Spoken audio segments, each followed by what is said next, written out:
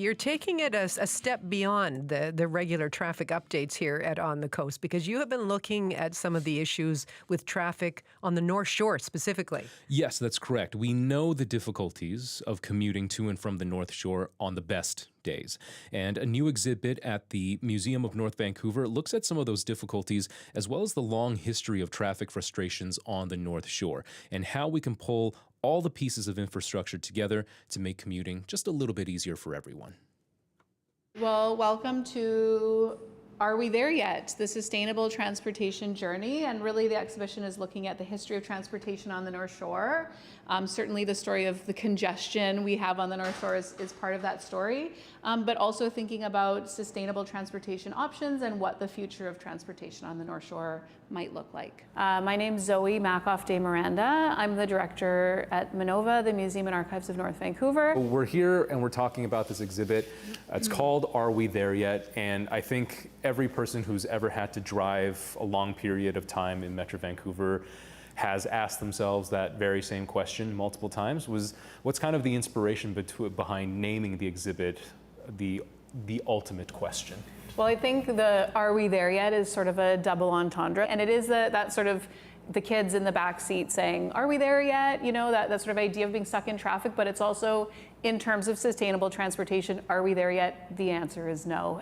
These are some political cartoons from the 60s and 70s, which ran in the North Shore Citizen, so kind of the precursor to the North Shore News, all on the topic of transportation. And I think, you know, really interesting to look at how long congestion and transportation has been a topic of interest on the North Shore. So I would say this cartoon in particular is the one that's generated a lot of interest. You can see the cars lined up coming down the cut, trying to get onto the bridge from North Van to Vancouver. And there's a gentleman in the car reading his newspaper in traffic that says, proposed rapid transit system North Van to Vancouver by 1990 cost $300 million. And this was drawn in 1970.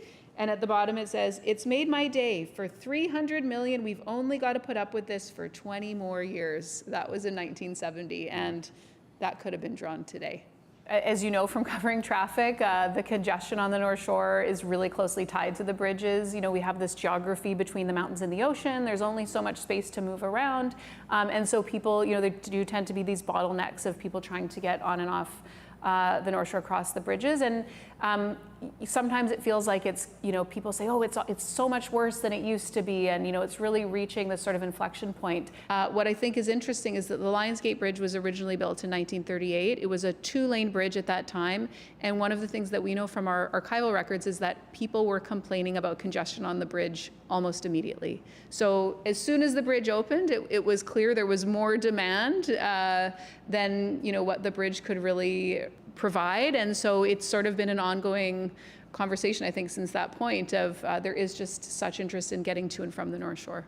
So at some point in those 90 years, since it was opened, the Lionsgate Bridge was expanded to 3.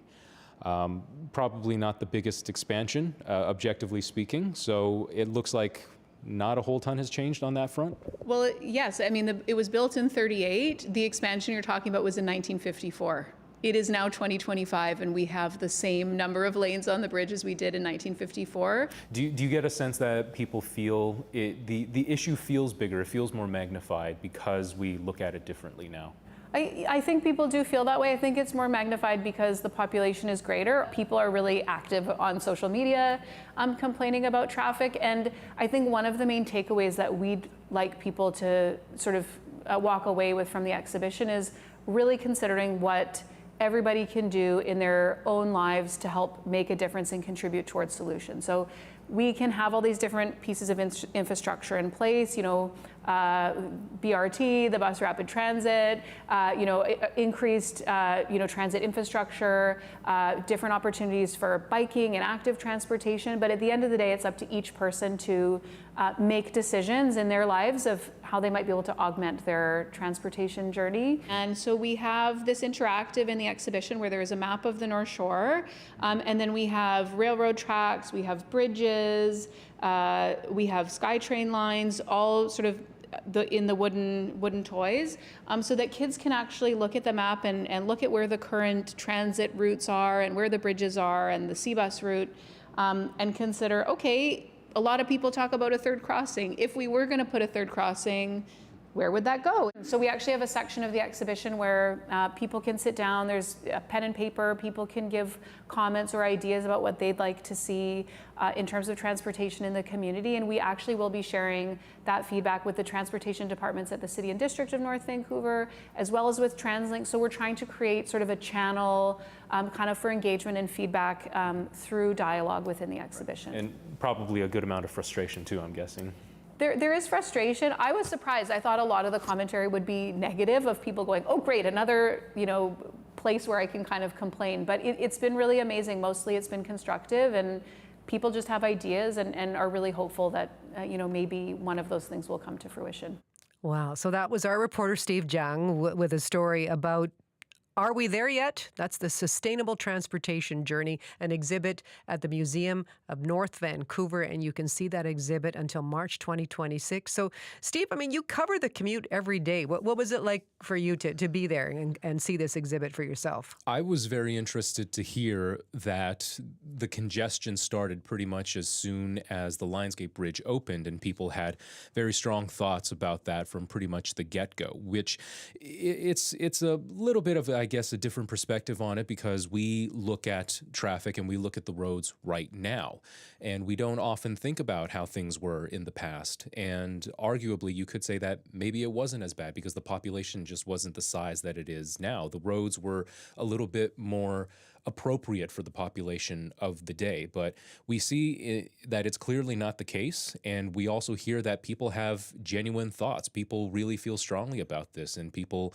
really want to see it get better. And the hope is there for everybody that maybe one day it can be just not as bad as it is now. Yeah, well, again, we encourage you to check out the Museum of North Vancouver and that exhibit. It is on until next March. And we would like to hear from you, whether you're commuting to or from the North Shore or anywhere across the region. Tell us about your commute. Send us an email on the coast at cbc.ca. Now, throughout the day, it sounded like several accidents caused slowdowns on Highway 1 from Abbotsford to Vancouver this morning. We know the North Shore and the Massey Tunnel, those are real pinch points. Some people live close enough to work they can walk or cycle. We want to hear about it all, the good, the bad, and the ugly of the commute on the coast at cbc.ca.